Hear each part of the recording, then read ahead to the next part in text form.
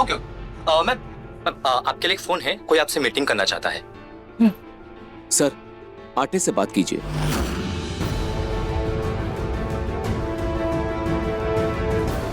मैं बात करता हूँ। अब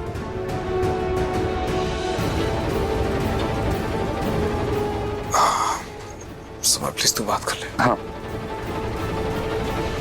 हेलो, हेलो, मैं समर गोलका बोल रहा हूँ। हमने अभी आपकी पेंटिंग देखी।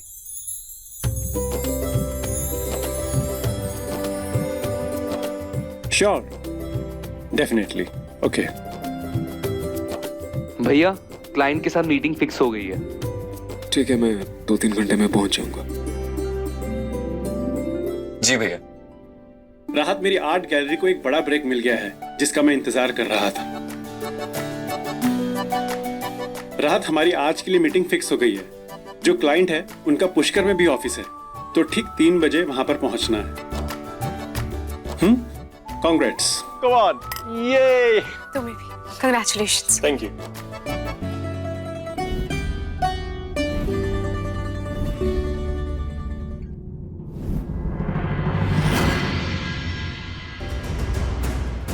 इस घर में तो एक पल की राहत नहीं है। और माँ जी, उन्हें तो पता नहीं समर की बेटी से क्या दिक्कत है। मम्मी, वो वाला मिल्क पाउडर दो ना। Milk powder? हाँ। अभी देती हूँ। हाँ जल्दी दो ना।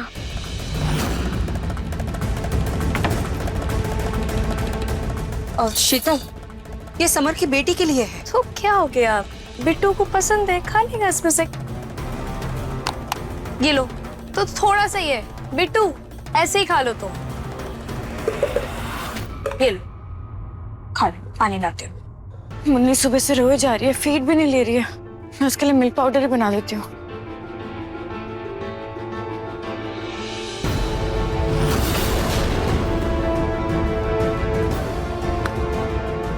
कहाँ से लिया तुमने ये? छोटे बच्चों के लिए होता है ये, पता है ना तुम्हें? ये क्या हो रहा है? अरे सुबह सुबह भगवान का नाम लेने की बजाय ये क्या कलेश लगा रखा है? दादी जी देखिए ना, बिट्टू ने मुन्नी का मिल्क पाउडर खा लिया है, तो जूही दीदी इस बात पे नाराज हो गई होंगी ना। नाराज मेरी मुन्नी का था, मैं क्या खिलाऊंगी उसे? रो रही है वो सुबह से। अरे तो इसमें इतना हंगामा करने की क्या जरूरत है जूही? नया डब्बा मंगवा लो ना। दादी रो रही है सुबह से, जब तक डब्बा आएगा तब तक वो रो रो के। बेटा बच्चे तो रोते ही है ना, कौन सी बड़ी बात है? मुन्नी की सारी जिद पूरी करने की बजाय, उसे सर पे चढ़ाने की बजाय उसे सब्र करना सिखाओ। हम सबको करना पड़ता है, सबने सीखा है ना, उसे भी सीखना होगा। औरतों को पहले ही दिन से सब्र करना सीखना पड़ता है, वरना वो ससुराल जाकर सबके सर पर तांडव करती है। सीरियसली दादी, आप सुन रही हैं अपने आप को क्या क्या कह रही हैं? मुन्नी अभी सिर्फ 1 महीने की है, उसे सहनशीलता सिखाऊं मैं? आप सोचती हैं बोलने से पहले? उम्र तो देख लीजिए उसकी। छोड़िए आप, तू इधर देख, छोड़ो इसे। बेटू सोनी, संभालो इसे, समझाओ। हाँ जूही, जूही तुम इधर। मम्मी जी आप देखिए, जूही मेरी बात सुनो पहले।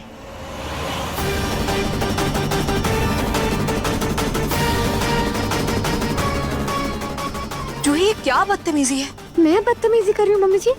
और दादी ने जो जूही मेरी बात सुनो, तुम जानती हो ना माँ जी की जान उनके परपोते बिट्टू में बसती है। अरे उन्हें हमेशा से लड़का पसंद है। आज अगर मुन्नी नहीं मुन्ना होता तो बात ही कुछ और होती, लेकिन तुमने तो सब बिगाड़।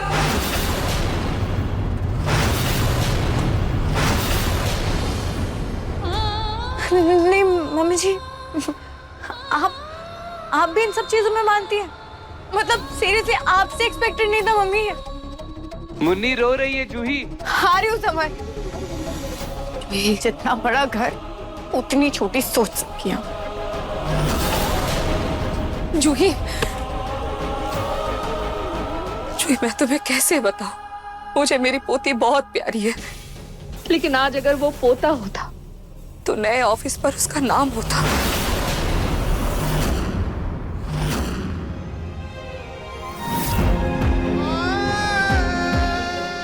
मैं चाहकर भी उस पेंटिंग को अपने दिमाग से निकाल नहीं पा रहा हूँ। कुछ तो खास है उस पेंटिंग में, एक अलग ही अट्रैक्शन है। पापा पापा चलो ना, आप मैं और मम्मी पिज्जा बर्गर खाने चलते हैं। बेटा अभी मुझे मीटिंग के लिए निकलना है, मुझे रेडी होना है। हाँ फिर कभी चलेंगे। जाओ। नहीं पापा, आप हर रोज यही बहाना बनाते हो। आप कभी मेरे मम्मी के साथ नहीं जाते हो। बिट्टू क्या तरीका है? पापा भी थके हैं ना, अभी आराम करेंगे। बाहर जाके खेलो, मैं आपके लिए बाद में कपकेक लेकर आऊंगी, ठीक है? जाओ। अब नार जी, मैं बिट्टू की तरफ से आपसे माफी मांगती हूँ। नार जी, अगर आपको ठीक लगे तो मैं कमरा साफ करवा दूं? क्यों? नहीं मतलब कोई जरूरत नहीं, मुझे हर चीज वैसी चाहिए जैसे रूही छोड़कर गई थी। कोई किसी भी चीज को हाथ नहीं लगाएगा। अब नार जी देखिए, आपने मेरे और बिट्टू के लिए जो कुछ भी किया है, मैं मरते दम तक उसका एहसान नहीं चुका सकती। देखिए ना, भगवान ने शायद हमारी किस्मत काली स्याही से लिखी है कि आज तक हम माँ बेटे ऐसे अंधेरों के साए में थे, लेकिन जब से आप आए तो आपने हमारी जिंदगी रोशन की और अब आप अंधेरे के साए में हैं। मेरी और रूही की जिंदगी हमेशा रोशन थी और रोशन रहेगी। हमारा रिश्ता ना कभी टूटा था और ना ही कभी टूटेगा। और प्लीज ये जो कुछ भी हुआ उसके लिए खुद को ब्लेम मत करो। मेरा फैसला था, मेरा डिसीजन था, मेरी गलती थी और मैं इस बारे में किसी से कोई बात नहीं करना चाहता। प्लीज मुझे अकेला छोड़ दो, प्लीज।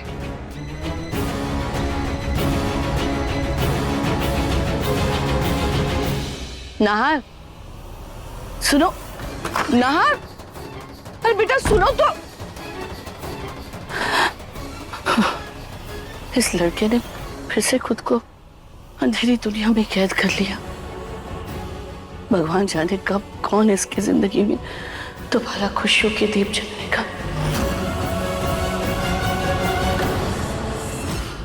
कैदी नंबर 212, 6 महीने हो चुके हैं, तुम्हारी सजा खत्म हुई। देखो, हर किसी को दोबारा मौका नहीं मिलता, इसलिए ये स्मगलिंग वगैरह के चक्कर में पड़कर खुद को बर्बाद मत करना। बेहतर और अच्छी जिंदगी की शुरुआत करो। और हाँ, अगर अगली बार गलत काम करती हुई पकड़ी गई तो कम से कम 10 साल की सजा होगी। सजा तो मैं अब उस बालक को दूंगी, इसकी वजह से मैंने ये सजा काटी है। ये लो, ये तुम्हारे जेल में चक्की पीसने का मेहनताना।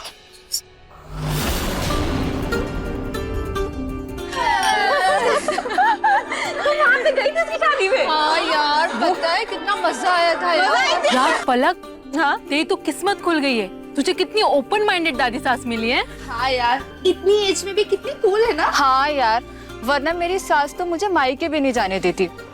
वैसे इस गुंडी औरत को दादी के साथ बदलकर मैंने सच में अपनी किस्मत बदल ली, वरना वो मुझे चैन से कभी जीने नहीं देती।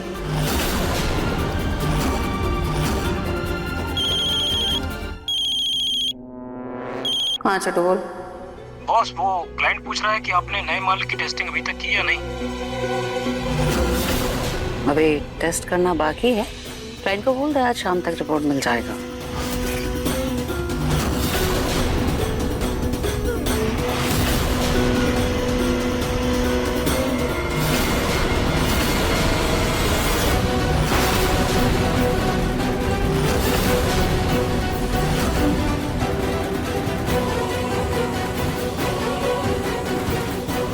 आओ बच्चों, लो पान खाओ। हंस बनाया मैंने तुम लोगों के लिए। तुम रहने दो, 4 ही बनाए हैं ना, अपने फ्रेंड्स को खिलाओ, तुम तो बाद में भी खाती रहोगी। हाँ तो यही दिल खुश हो जाएगा।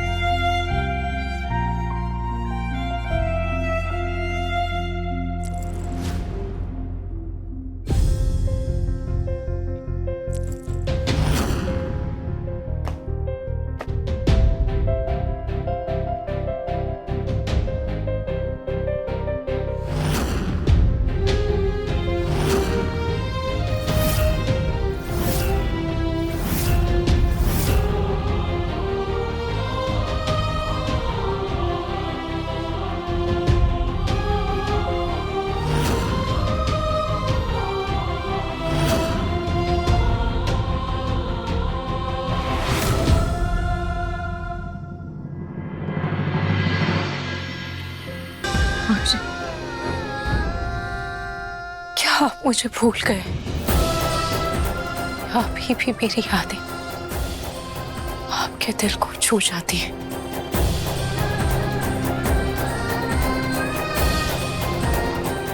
रूही, तुम्हें अगर मेरी इतनी फिक्र है तो मुझे छोड़कर क्यों गई रूही? और अगर गई, जहां भी हो वहां खुश तो हो ना? खुश हो ना तुम? नाहर जी, मेरी खुशी तो सिर्फ आपसे है। पिछले 6 महीनों में मैंने आपके लिए बस यही दुआ की है कि आपकी आंखों से कभी भी आंसू ना गिरे। आप जो खुशी चाहते थे उसे आप खुलकर जिए।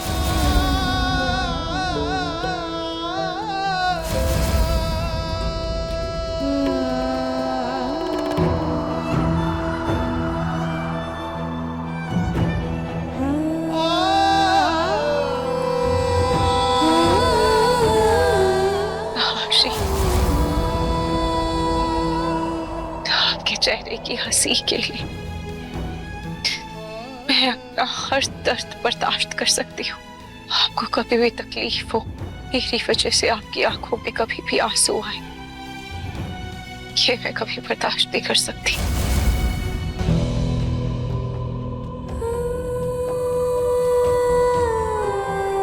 बहुत दर्द हो रहा है रोही।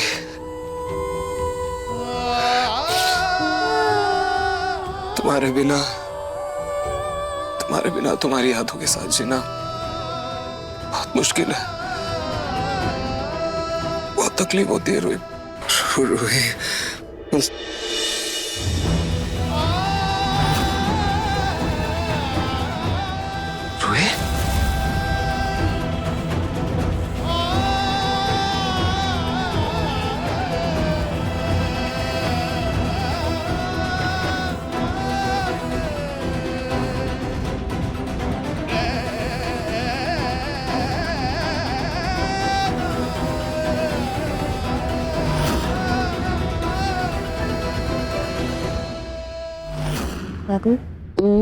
कभी कभी ना मुझे सोच के बुरा लगता है कि नाहर जी की आज जो ये हालत है ना, उसके जिम्मेदार कहीं ना कहीं मैं हूँ।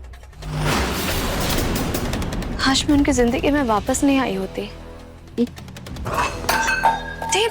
खबरदार, खबरदार जो ऐसा कभी सोचा भी तो।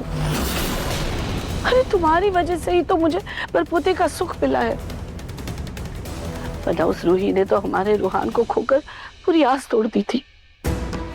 शीतल, तुम ना बहुत भोली हो। तुम ऐसा क्यों सोचती हो कि नाहर के दुख का कारण तुम हो? उल्टा उसके चेहरे पर अगर कोई मुस्कान ला सकता है तो वो तुम हो। मैं? हाँ, सोचो ना, तुम दोनों में प्यार इतना गहरा था, तभी तो मेरा परपोता इस दुनिया में आया ना। भगवान ने जब तुम दोनों को दोबारा मिलाया है ना, तो तुम्हें फिर से उस प्यार को जगाने के बारे में सोचना चाहिए। आखिर कब तक तुम इस घर में बिट्टू की माँ बनकर रहोगी? रूही को इस घर से गए हुए 6 महीने से भी ज्यादा हो गए हैं। मेरी मानो तो तुम्हें नाहर के मन में वो एहसास फिर से जगाने की कोशिश करनी चाहिए, जिससे वो रूही की यादों से बाहर निकलकर तुम्हें अपना ले। सच कहूँ, अच्छा हुआ रूही इस घर से चली गई, वरना मैं पूरी जिंदगी अपने परपोते के लिए तरसती रह जाती। दादी, मेरे और नाहर जी के रिश्ते को टूटे तो इतने साल हो गए, सारी यादें धुंधली पड़ गई हैं। और अब तो नाहर जी मुझे तो अब ठीक से देखती तक भी नहीं है। शीतल जी, मैंने ना 2 दिन बाद मंदिर में पूजा रखवाई है बिट्टू के लिए। उस पूजा में तुम और नाहर बिट्टू के माता पिता की तरह बैठना। इसी पूजा से हम तुम दोनों के रिश्ते की नई शुरुआत करते हैं।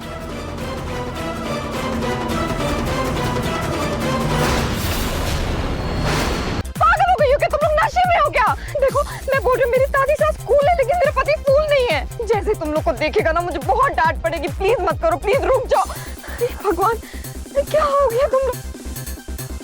क्या हो गया इन लोगों को? हाल तो एकदम कड़क निकला।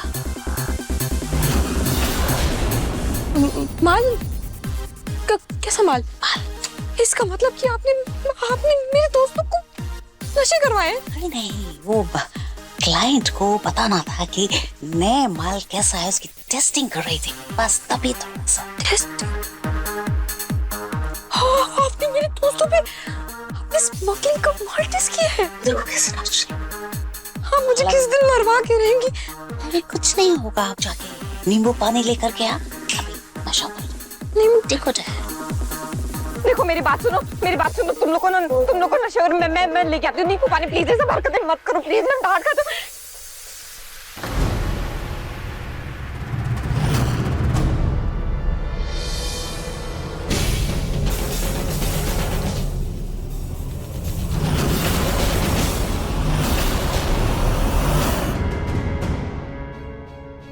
बहुत सोचा रूही कि तुम्हारे जाने के बाद मैं आगे बढ़ जाऊं, लेकिन देखो ना, तुम्हारे जाने के बाद भी मैं वही हूं, जैसे मेरा वक्त थम सा गया है, रुक सा गया। नाहर जी, वक्त वो बहती धारा है जिसमें हर इंसान बह जाता है, पर वक्त किसी के लिए नहीं रुकता। पिछले 6 महीनों में आप तो आगे बढ़ गए और मैं अपनी जिंदगी के किताब के उस पन्ने को पलट नहीं पाई जिसमें आप मेरे साथ थे। नाहर जी, मैं बस यही चाहती हूँ कि मेरी वजह से आपके जीवन में कभी कोई तकलीफ ना आए।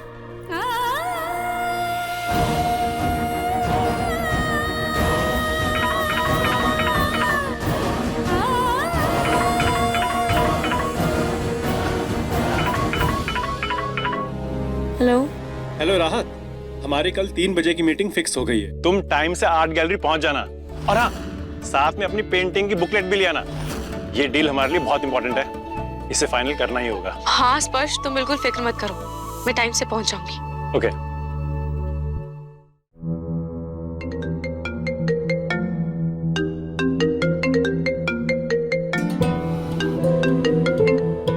हाँ बोलो। अच्छा, हाँ मैं बस निकल ही रहा हूँ। हाँ, एक घंटे में पुष्कर पहुंच जाऊंगा मैं। अच्छा, हाँ ठीक है, मैं देख लेता हूँ।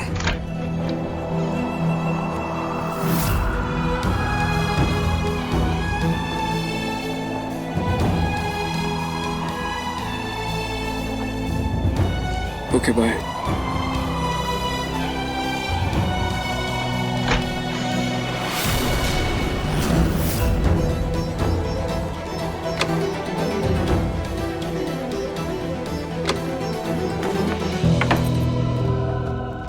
अचानक मौसम क्यों बदल गया? कहीं कुदरत का कोई इशारा तो नहीं?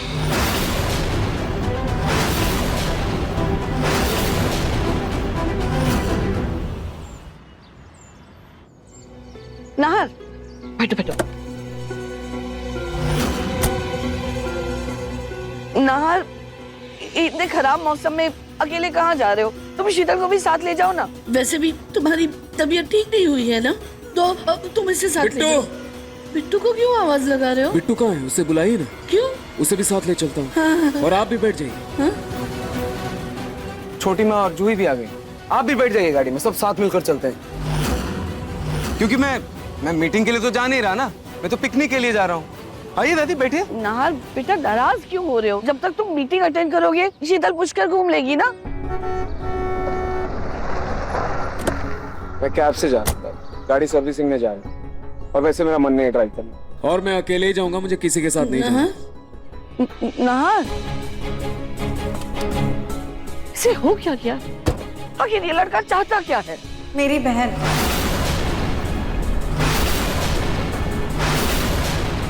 क्योंकि जाना तो किसी और को चाहिए था इस घर से, और चली मेरी बहन। इसलिए जीजू को सिर्फ मेरी बहन चाहिए। और दादी अगर भगवान ने चाहा ना तो नाहर जीजू और रूही एक दिन जरूर मिलेंगे।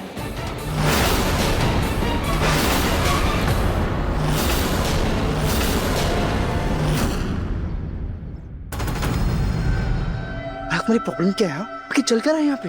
तुम चाहती क्या हो? यार तुम्हारी शिकायत दादी से थी, तुम स्पॉट नहीं करती। अब दादी तुम्हें स्पॉट कर रही है, थोड़ी शूट दे दी और तुम इस तरह से नाजायज फायदा उठा रही हो। सीरियसली ब्रदर, मुझे I'm really sorry, मैं अभी इन लोग को भगा देती हूँ। चलो हो गया चलो निकलो मेरे घर से। हो गई तुम्हारी पार्टी, निकलो मेरे घर से। सॉरी पिंकू जी, वो अरे बेटा तुमसे ये उम्मीद नहीं थी। बस हो गया ना।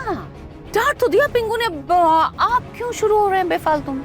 देखिए, जब मैं पुरानी सोच की थी तो आपको बहुत प्रॉब्लम होती थी कि मैं ऐसा क्यों कर रही हूँ। अब जब मैं अपनी बहू की दादी दोस्त बन रही हूँ तब भी आपको प्रॉब्लम है कि मैं ऐसा क्यों कर रही हूँ। अरे बच्चे हैं, आजकल के बच्चे हैं, इन्हें आजाद कीजिए, मन का करने दीजिए, इन्हें लाइफ में बस एंजॉय करने दीजिए बस। ज्यादा ही दोस्त बन गई हैं आप। अपने रंग ढंग बदल के आप इनकी तरह जवान बनने की कोशिश कर रही हैं। लेकिन एक बात का ध्यान रखिएगा, इस सब के चक्कर में इस घर के संस्कार और मर्यादा से समझौता नहीं चलने दूंगा मैं।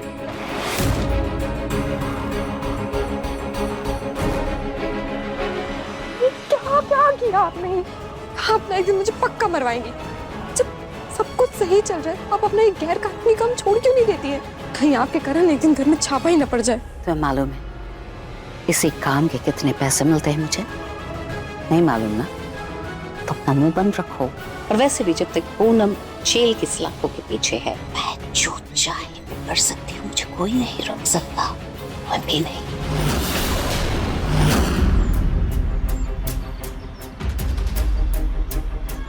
पलक, अब तेरी उल्टी गिनती शुरू। बहुत बॉस बन गई, अब मेरी बारी है।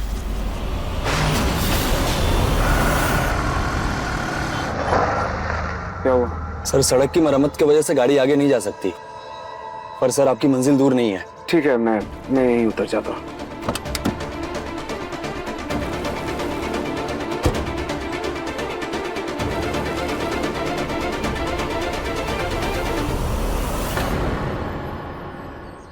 हाँ स्पर्श, मैं क्लाइंट के लिए फ्लावर्स भी ले लूंगी।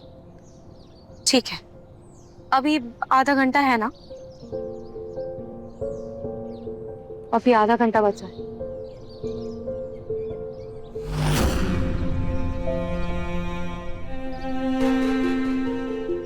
मीटिंग के लिए अभी थोड़ा टाइम है।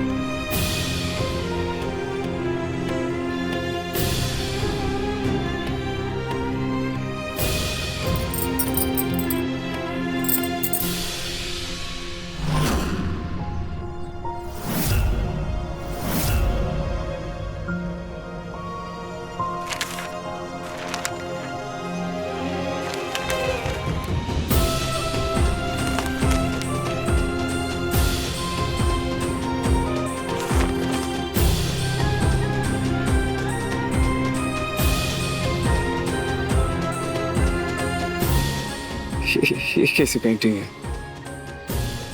आर्टिस्ट ने जमीन और आसमान को मिलाने की कोशिश की,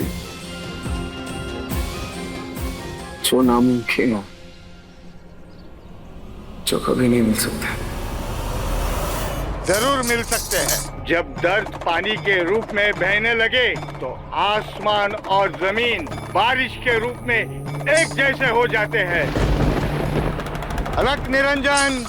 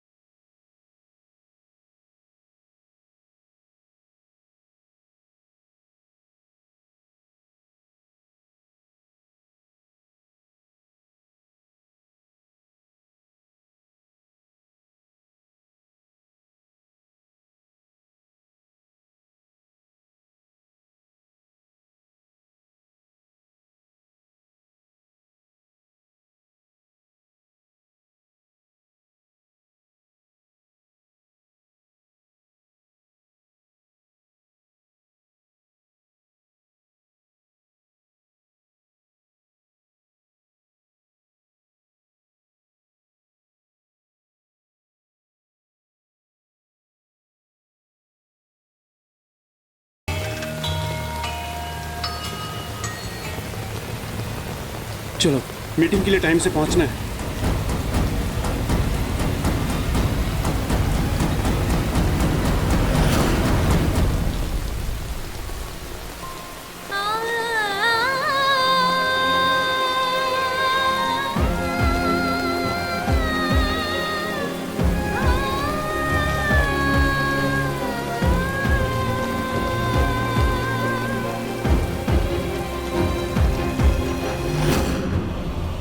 आखिरकार मैं अपने घर पहुंच ही गई।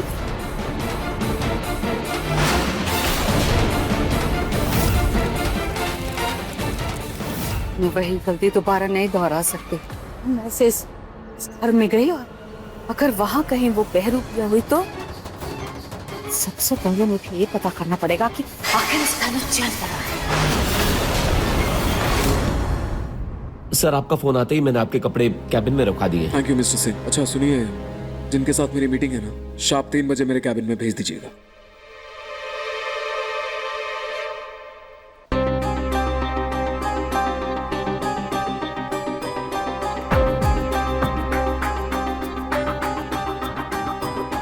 आप लोग इंटीरियर डिजाइन वाली मीटिंग ले आए ना? यस। आप लोग बैठिए सर, 3 बजे आप लोगों से मिलेंगे। एक्सक्यूज मी, आपके बॉस का नाम वीर प्रताप है? जी नहीं, वो तो उनके बेटे का नाम है। हमारे बॉस का नाम तो हेलो, हाँ अभी आया। Excuse me.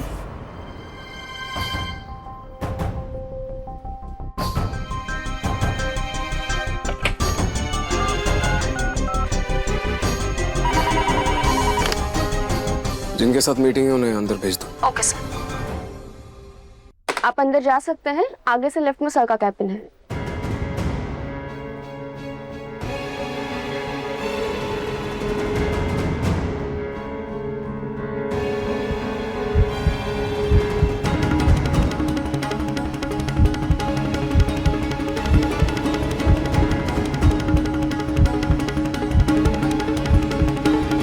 क्या हुआ राहत?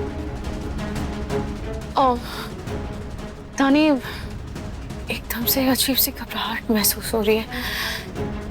दिल की धड़कन भी बहुत तेज हो रही है। शायद मीटिंग की घबराहट है। चलो।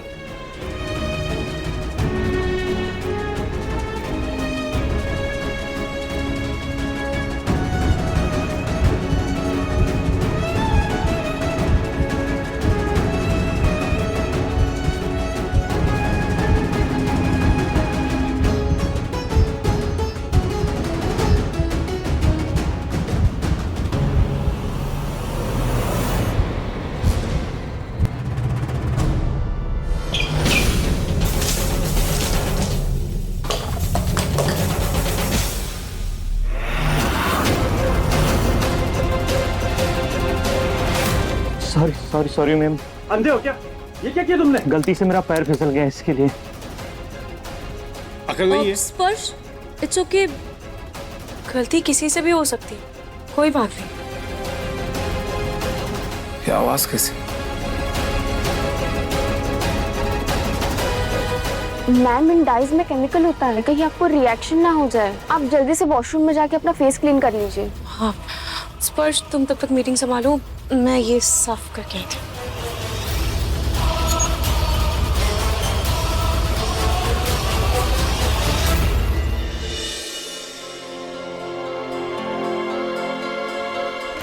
क्या हो रहा है सब? अरे ओके? मैं ठीक हूँ, लेकिन मेरी कलीग राहत, उनके ऊपर कलर गिर गया है, वो अभी वॉश करके आ रही है। काम के वक्त ध्यान कहाँ रहता है तुम्हारा? गेस्ट है ना हमारे, इनके ऊपर ही कलर गिरा दिया तुमने। Sorry sir. चलो जल्दी से साफ करो इसे। जी सर। चलिए हम अंदर मीटिंग कर लेते हैं। सॉरी, वैसे आपका नाम? आई एम स्पर्श। ओके नाहर, हम कैबिन में मीटिंग कर लेते हैं। मिस राहत वॉशरूम है, राइट? यस। अच्छा सुनो, वो मिस राहत आ जाए ना तो उन्हें कैबिन में ले आना। जी सर।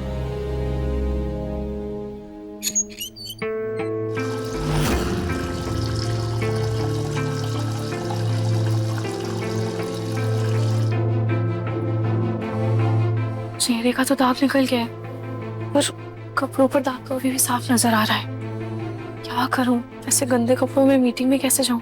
पर स्पर्श तो मेरा इंतजार कर रहा होगा, मुझे मीटिंग के लिए जाना ही होगा।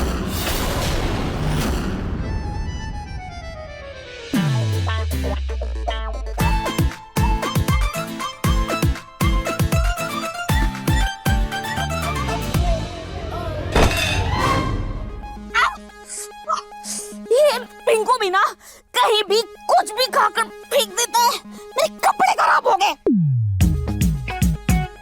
मेरे कपड़े खराब हो गए, मुझे लगी और आप हंस रहे हैं। मतलब हद होती है किसी बात की, हंस कैसे सकते हैं आप? हंसू नहीं तो और क्या करूं पूनम, घर में ऐसे काला चश्मा लगा के घूम रही हो। अरे यहाँ इतनी धूप थोड़ी है, अब रोशनी में अंधेरा करके चलोगी तो टकराओगी नहीं तो और क्या होगा। ऐसा लग रहा है कि आपको मोतिया बिंदु हो गया है और अब काला चश्मा लगा के घूम रही हो। आप ना रहने दीजिए, ये जो कुर्ता पैजामा पहन के बैठे ना, बस यही पहने रहिए आप जिंदगी भर। करूंगी फैशन और फैशन करूंगी। मैं भी जा रही हूँ कपड़े बदलने, उसके बाद जाऊंगी ब्यूटी पार्लर और सुंदर लगूंगी, और फिर जाऊंगी अपनी सहेली से मिलने। ये काला चश्मा पहन के रखूंगी मैं घर।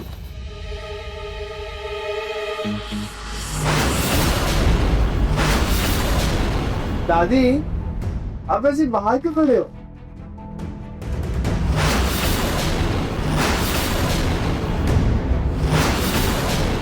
इधर आओ।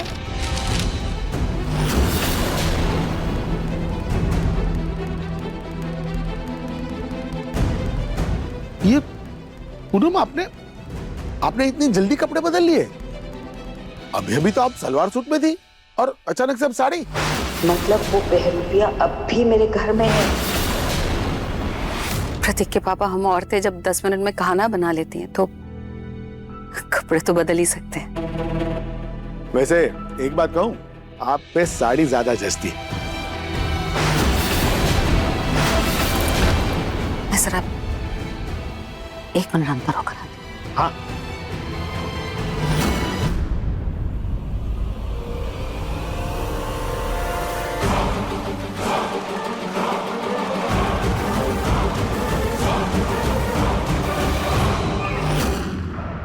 ये लेआउट देखिए, बेसिकली यही हमारा नया ऑफिस है। इसी के इंटीरियर डेकोरेशन के लिए हमने ये मीटिंग रखी है, और हमें यूनिक डिजाइन्स चाहिए क्योंकि हमारे बहुत इंटरनेशनल क्लाइंट्स भी हैं। हम चाहते हैं कि जो डिज़ाइंस हैं वो थोड़े मॉडर्न हो और उसमें थोड़ा इंडियन टच भी रहे। आई मीन इंडियन कल्चर की हल्की झलक रहे। और बाकी डिज़ाइंस देखे मुझे इतने पसंद नहीं आए, लेकिन आपकी डिज़ाइंस में वो बात थी और मुझे कुछ चाहिए लाइक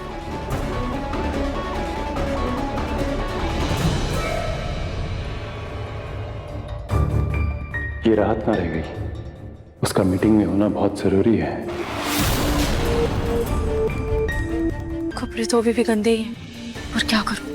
कपड़ा चाहे जैसा भी हो, मीटिंग में तो जाना ही होगा।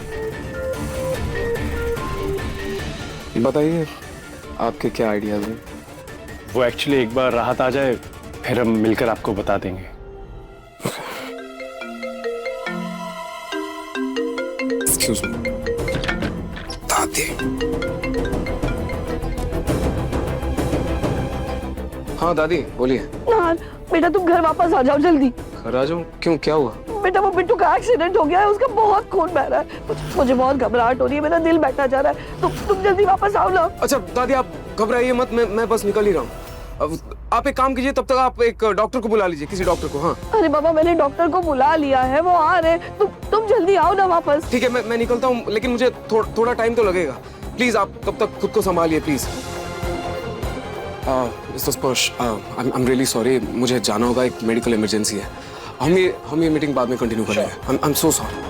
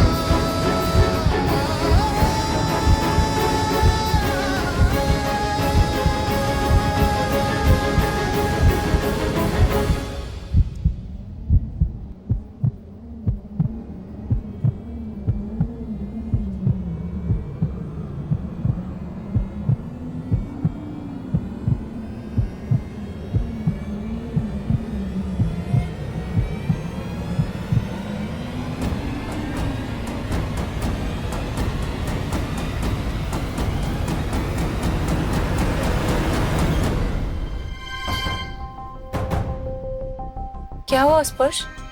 मीटिंग इतनी जल्दी खत्म हो गई क्या? क्या रहा, इतनी इंपॉर्टेंट मीटिंग थी और तुमने आने में इतना टाइम लगा दिया। और तुम्हारा ध्यान कहाँ था जो तुमने अपने ऊपर कलर गिरा लिया? स्पर्श मैंने अपने ऊपर कलर गिराया नहीं, उस ऑफिस बॉय से गलती से मेरे ऊपर कलर गिर गया था। व्हाटएवर, लेकिन मीटिंग तो अधूरी रह गई ना। मुझे समझ नहीं आ रहा कि ये इतना बड़ा कॉन्ट्रैक्ट हमें मिलेगा या नहीं। बोला था ना राहत, ये कॉन्ट्रैक्ट मेरे लिए कितना इंपॉर्टेंट है। देखो स्पर्श, कुछ चीजें ना हमारे हाथ में नहीं होती, इसीलिए जो हमारे हाथ में नहीं होती हैं, उन्हें हमें भगवान पर छोड़ देना चाहिए।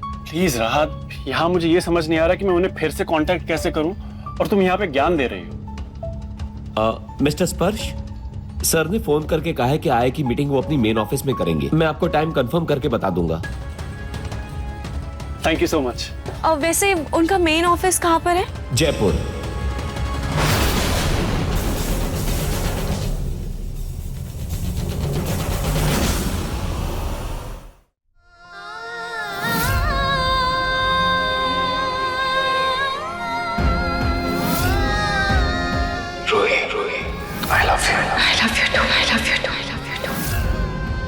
रोही, मुझे ताउम्र हर जन्म सिर्फ तुम्हारा साथ चाहिए।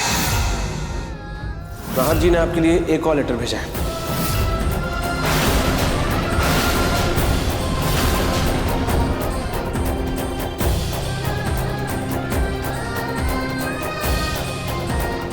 राहत क्या हुआ? स्पर्श मैं तुम्हारे साथ जयपुर नहीं जा पाऊंगी। पर क्यों? मैंने कहा ना, मैं नहीं जाऊंगी बस। ऑटो। राहत बात तो सुनो। भैया चलिए।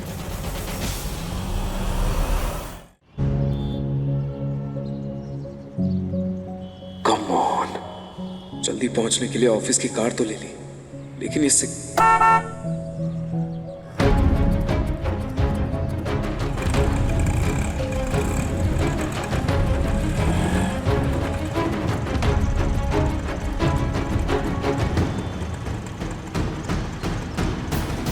उनका मेन ऑफिस कहाँ पर है? जयपुर।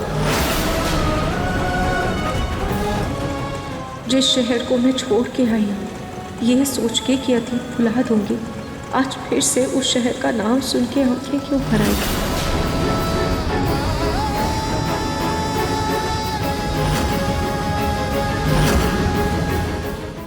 मन सुंदर रात 8 बजे दंगल टीवी पर।